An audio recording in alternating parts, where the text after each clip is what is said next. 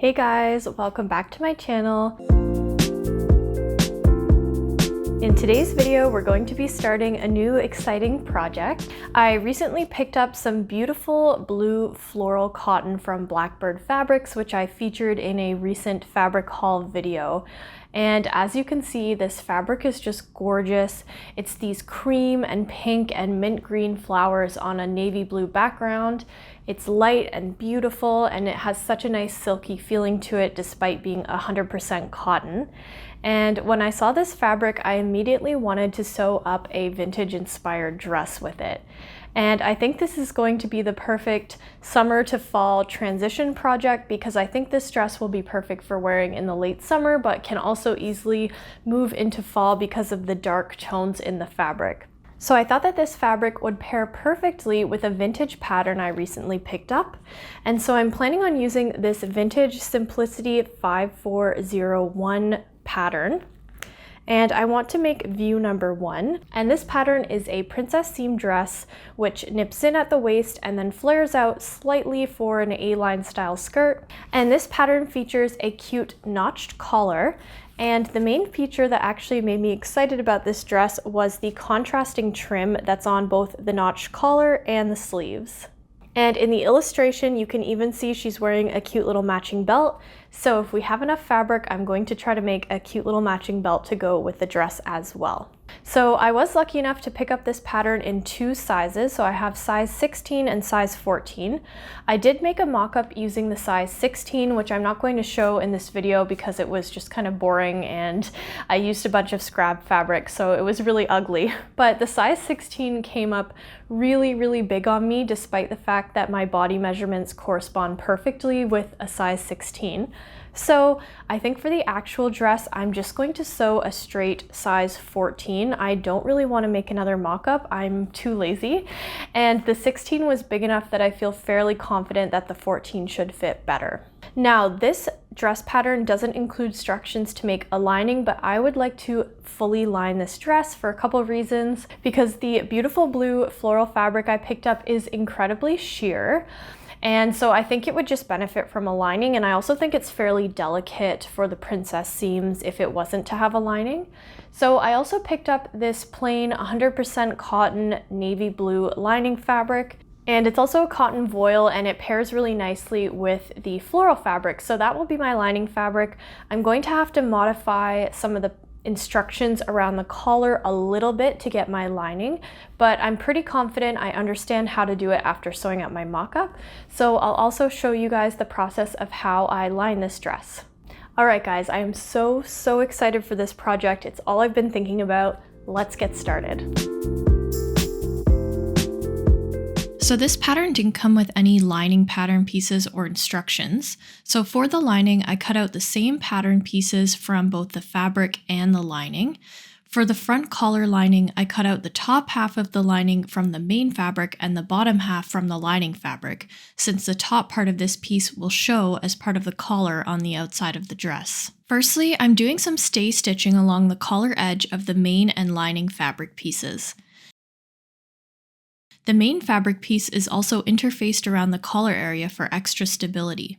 The dress has a princess seam design, so first we'll attach the center front seam of the main fabrics as well as the lining fabrics. We're going to match up the seam right sides together and matching the notches as well.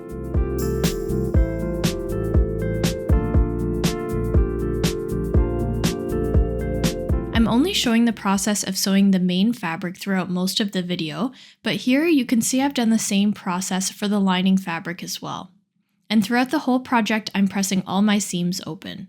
Next, we will attach the side front to the center front pieces. Essentially, we're sewing the bust line seam. To get a neat finish, I did some stay stitching along the seam line of these pieces, near the bust and the waist. Then I carefully clipped into the seam allowances, getting near the stay stitching but not actually clipping through it. I clipped in at the marked notches, and clipping the seam this way makes it easier for us to get a nice neat curve along a princess seam line. Then we pin the entire length of the seam right sides together and sew along the length of the seam on the sewing machine, and then press the seam open when we're done. You can clip the curved seams to allow them to lay flat, and you should repeat this process for both seams on the main fabric as well as both seams on the lining fabric. So here's what the dress is looking like at this point. Next, taking our 2 center back pieces, we can sew the center back seam from the hem edge up to the marked notch. We want to leave the area above the notch open for the zipper, and repeat this for both the main fabric and the lining fabric. After pressing the seam open, this is what it should look like.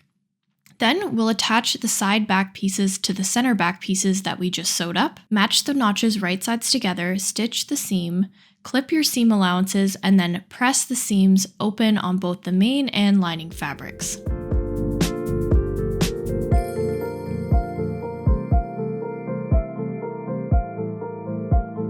Next, let's move on to the zipper. I chose to use an invisible zipper because I find them easy to work with, and I like that they aren't very noticeable. I opened up the zipper and lined up the zipper teeth with the seam allowance of the project. I used my fabric marker to mark the seam allowance to make sure I got a neat finish here.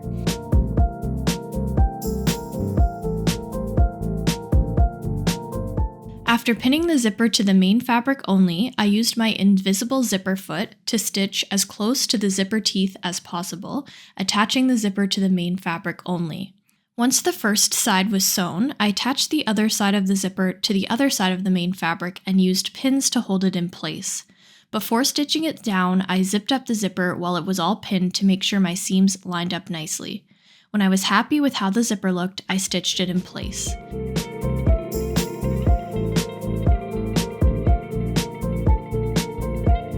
And then I gently used my iron to flatten the top of the fabric over the zipper to make it look crisp.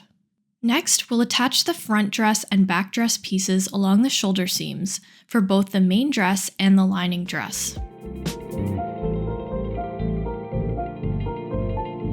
So moving on, we need to attach the undercollar to the main dress. The undercollars interface with lightweight woven interfacing, and the stay stitching we did at the beginning is going to make this step easier. So match up the undercollar to the main dress right sides together. You have several notches and circles to help you line everything up at this step. The center back is also marked on all pattern pieces. What ended up working for me was stitching from the large marked dot at the inner point of the collar to the center back edge. Your collar piece should extend over the center back edge. Then you can clip into the seam allowance of the dress piece to the inner corner. And clipping here will help you align the remaining portion of the undercollar with the dress edge. Then we're going to finish the seam by stitching between the marked circles. You want to be very careful to finish your stitch at the exact same point where you stopped on the last seam, at the large marked circle at the inner corner of the collar. Here is what the seam line looks like from the collar side, and here's what it looks like from the dress side. You can see where I've clipped into the seam allowance of the dress. And this is the collar starting to take shape from the right side. Then we'll attach the upper collar piece to the lining front in the exact same manner we just did for the dress. And the upper collar doesn't have any interfacing. So now it's time for a very fun step. We're going to attach the lining and the main dress together along the collar. So match up the collar of the main and lining dresses right sides together, and you have several notches to help you line them up properly. You want to sew the dresses together, starting at the bottom of the collar on the center front seam, all the way around the collar, and ending at the center back.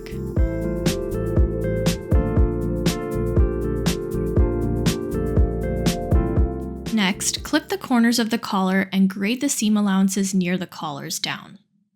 Turn your collar right side out and carefully turn out the collar using a knitting needle to make sure you get a nice sharp corner. So the collar's looking great, all it needs is a quick press and perfect. Now that our dress and linings are attached, we need to attach the lining to the zipper at the center back. Then I pin the raw edge of the lining to the raw edge of the main fabric right sides together, and I stitched the lining to the zipper using my zipper foot, getting as close to those zipper teeth as I could. And note that you're not actually stitching through the main body of the dress here, you're simply tacking down the lining to the zipper tape and the seam allowance of the dress. Then I hand stitched the top of the lining to the zipper since I wasn't able to get in there with my sewing machine. And I also added my garment label in the collar seam of the dress. So here's what the zipper looks like once the lining is attached. I'm so proud of how neat and tidy it looks. So before moving on, I tacked the seam allowances of the main dress and lining dress together at the collar using some hand stitches to help keep everything in place. So it's a little hard to tell what's going on here, but it's time to attach the side seams of the dress together, and I started with the lining. At this point, I tried the dress on to make sure I was happy with the fit. So since I was happy with the fit, I went ahead and sewed up the side seams of the main dress fabric as well.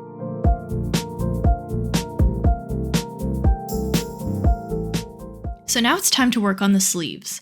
First, we need to sew 2 rows of basting stitches along the top curved edge of the sleeves between the marked notches. Then you want to pin together and sew the underarm seam of both sleeves. Okay, so now it's time for me to tell you guys how much trouble I had with my sleeves. I ended up needing to widen the armhole, which I'll talk more about later in the video. But at first I tried to sew the sleeve to only the main fabric, and I was leaving the lining loose so that I could go back and neatly finish the lining on the inside later, which is what I'm showing right now. But since I had so much trouble with my sleeves, I ended up basting the lining to the main fabric all along the armhole opening, and then I sewed the sleeve to the lining and main fabric all together in one go. Unfortunately, I didn't film this part because I redid it so many times, although the process for inserting the sleeve is the same as what I'm showing on the screen. So to attach your sleeve, turn your dress inside out and place the sleeves inside the armhole so that the right sides are facing together. Sometimes this seems really counterintuitive. Then use basting stitches that you've already made at the top to ease the top of the sleeve into the armhole. You also have notches and circles marked to help you ensure that everything is lining up properly. Then pin your pieces together. I always suggest to baste your sleeve into your dress first using a long stitch, and then try your dress on at this step and make sure you like how the sleeve is looking. If necessary, you'll want to go back, seam rip your sleeve, and reattach it until you're happy with the result. And then once you're happy, go back and stitch the seams together with a regular length stitch and finish your seams. Next, we will attach the trim to the collar and the sleeves. I was debating between a navy blue color or a tan color, and after some debate, I decided I liked the way the navy blue looked because it wasn't too bold. And I decided to make my own bias tape using a navy blue cotton voile fabric that matched my main fabric pretty well. To make the bias tape, I cut 2-inch wide strips of fabric on the bias and then fed them through my bias tape maker, pressing the tape flat as I went along. Then I folded the tape in half with the raw edges facing inwards once more and pressed this. Luckily, you don't need too much bias tape for this project. For the sleeves, I attached the bias binding the traditional way by opening the binding, sewing along the folded edge, folding the entire binding to the wrong side, and then top stitching everything in place. But for the collar, I had a lot more trouble because of all the corners that you have to deal with. So I tried several different strategies to attach the binding along the collar. In the end, the easiest and best way for me was to line up the center fold of the bias tape with the edge of the collar so that there was an even amount of bias tape on each side, and then I pinned it in place and just top stitched through all the layers at once, which unfortunately is not the method I'm showing on the screen right now. But for the corners, I also tried several methods. Right now I'm showing you a method for sharp corners. To do this, you want to fold your bias tape in half, right sides together. Lay your folded bias tape under the corner and mark the angle of the corner on the bias tape using a fabric marker. Then you want to carefully stitch along your marked lines and trim very closely to the stitching line. Then you can open up the bias tape and press it to get a neat finish.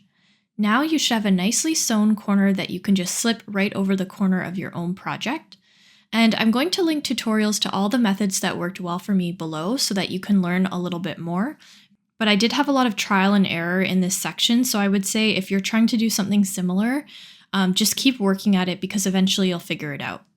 I trimmed the hem of the lining fabric a half an inch shorter than the main fabric so that you can't see the lining from the outside.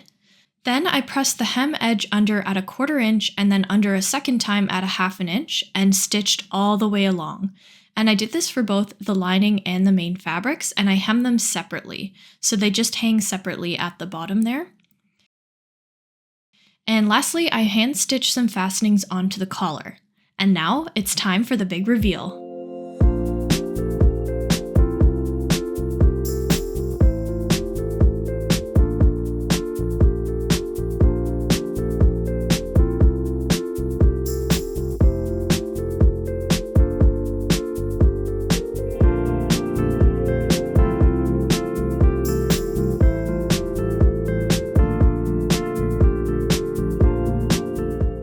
Okay guys, I finally finished my work on this beautiful floral dress and I'm so happy with the result.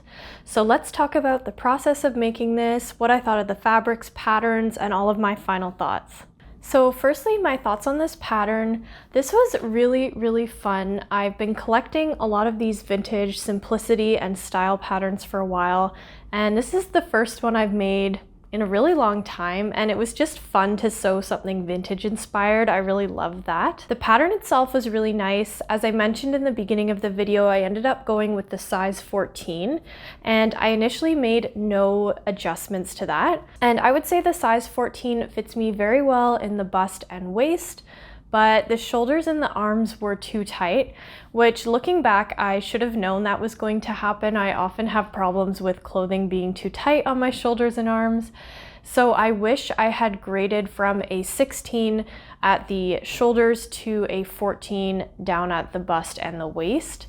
So next time I make this dress, I'm definitely going to do that simple change because that's going to make a world of difference for me in the shoulders. When I initially sewed the sleeves to the bodice of the dress, it was way too tight. I would just never be able to wear it. So I ended up taking the sleeves off and just making some adjustments to the armhole as well as the placement of the sleeves until I was happy with it. And it ended up giving the sleeves a little bit more of a puffed look. And I think that's okay. I spent so long trying to fix the sleeves that I'm happy just to leave it alone for now. If I'm ever able to reorder this fabric, I would love to just cut the sleeves again and cut them a little bit bigger. But as I had no fabric left to work with, I just had to be satisfied with what I could do right now. And I'd say the end fit around the armhole is acceptable. Other than that, I didn't make too many changes to the pattern. I debated adding pockets, but I decided in the end not to. I don't end up using pockets in dresses because I find I'll put my phone in one side and it will kind of drag down one side of the dress and everything will end up looking a bit weird. So I didn't bother adding pockets in such a lightweight fabric. But what I did add was a full lining. And the process of making the lining was really easy. As I showed you in the making process of the dress, I really just cut the exact same pieces twice, and I cut one set out of my lining fabric. I sewed the dresses up as normal, and then the areas where I had to attach the lining to the main dress were mostly around the neckline and the collar, and then around the zipper at the back. But the process is really straightforward and easy, and it gives such a neat look to the dress having it fully lined, and it also helped with the opacity of the fabric, so now I know it's not see-through. And for the hem of the dress, I just ended up hemming the lining and the main dress separately. I might go back and tack some of the seam allowances of the lining to the main fabric, but for now I just let them hang and I don't seem to be having too much of a problem. I just hemmed up the lining fabric about a ½ inch shorter than the main fabric so that it won't show through when you're wearing the dress. So my least favorite part about sewing this dress was doing this binding all along the collar and the sleeves. The sleeves were easy enough to do, but the collar was a bit of a nightmare. Basically, I had anticipated that this would be a challenge for me because I've never done binding on these angles before. So I knew I was going to have to sit down and work at it. But I worked for hours on this. It probably took me the same amount of time to do the binding as the rest of the dress. And in the end, the result isn't quite as neat and crisp as I had hoped for, but I think for now, it's the best I could have done. I made my own binding out of a fabric I got from the fabric store. I took a swatch of my main fabric in and I tried to find as close of a match as possible. And then I used my bias tape maker to make my own binding. So I do like the color of the binding and I think the size of it was nice, but going around these corners was so hard. I relied on a lot of YouTube tutorials to get me through, so I'll link the videos I used below. Now that the binding is on, I think it's really cute. I do wish it was a little bit neater, but maybe if I do it a second time, next time I make this dress, I can get a bit of a neater finish. In terms of fastening, the back has the zipper, which I ended up using an invisible zipper just because I prefer to install those. I think they're really easy and I like that you can't see them too much.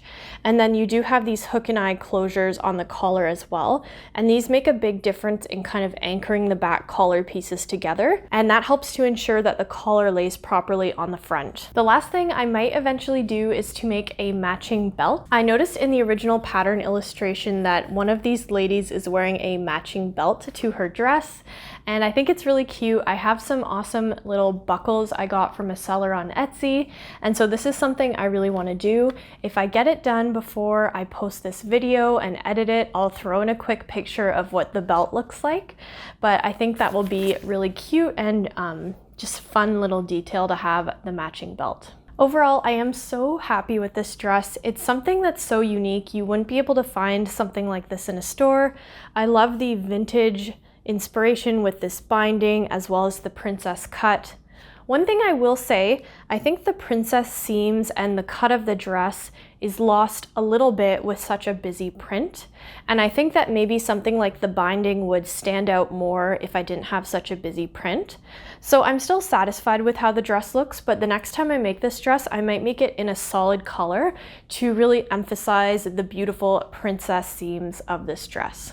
I am so excited to start wearing this dress. I think it's the perfect summer to fall transition dress because of the floral print. It reminds me of summer, but then the deep blue color reminds me of fall. So I think it's great for this transition seasoning that we're entering as September approaches. So if you like this video, please give it a thumbs up. And if you like what I'm doing here on my channel, please subscribe. I would love to have you here.